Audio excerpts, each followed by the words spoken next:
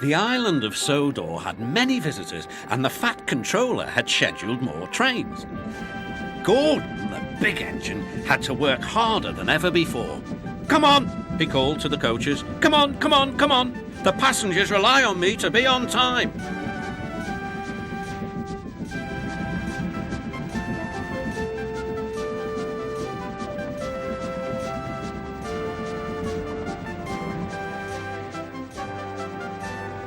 Whenever Gordon finished one journey, it was time for another to begin. "Never mind," he puffed. "I like a good long run to stretch my wheels."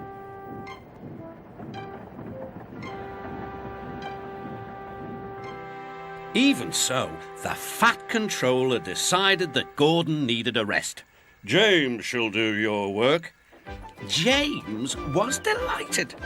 He liked to show off his smart red paint and was determined to be as fast as Gordon.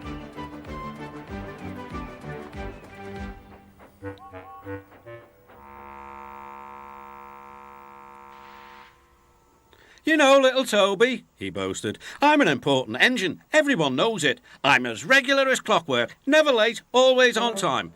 "Says you," replied Toby. Just then the Fat Controller arrived. "Your parts are worn, Toby, so you must go to the works to be mended." "Can I take Henrietta, sir?" "No. What would the passengers do without her?" Toby saw Percy by the water tower.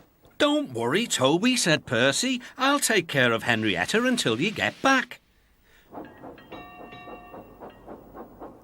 Soon Toby was out on the main line. He clanked as he trundled along. He's a little engine with small wheels. His tanks don't hold much water.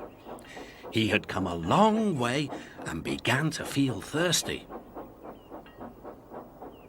In the distance was a signal.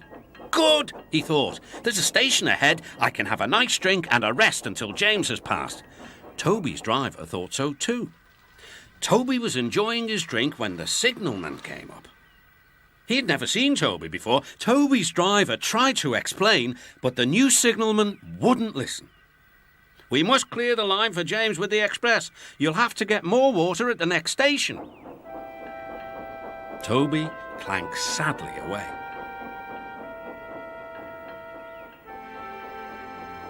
Hurrying used a lot of water, and his tanks were soon empty.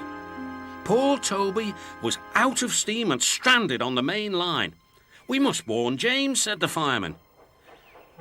Then he saw Percy and Henrietta. "Please, take me back to the station. It's an emergency." Henrietta hated leaving Toby. "Never mind," said Percy. "You're taking the fireman to warn James. That's a big help."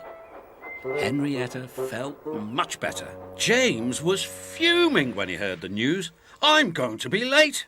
"My fault," said the signalman. "I didn't understand about Toby."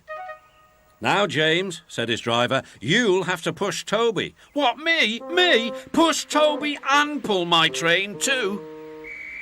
Grumbling dreadfully, James set off to find Toby.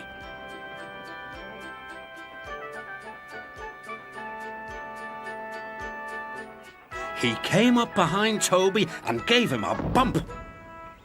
"Get on, you!"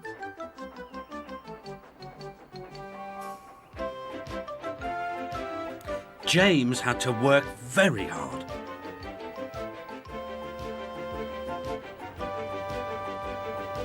When he reached the workstation, he felt exhausted.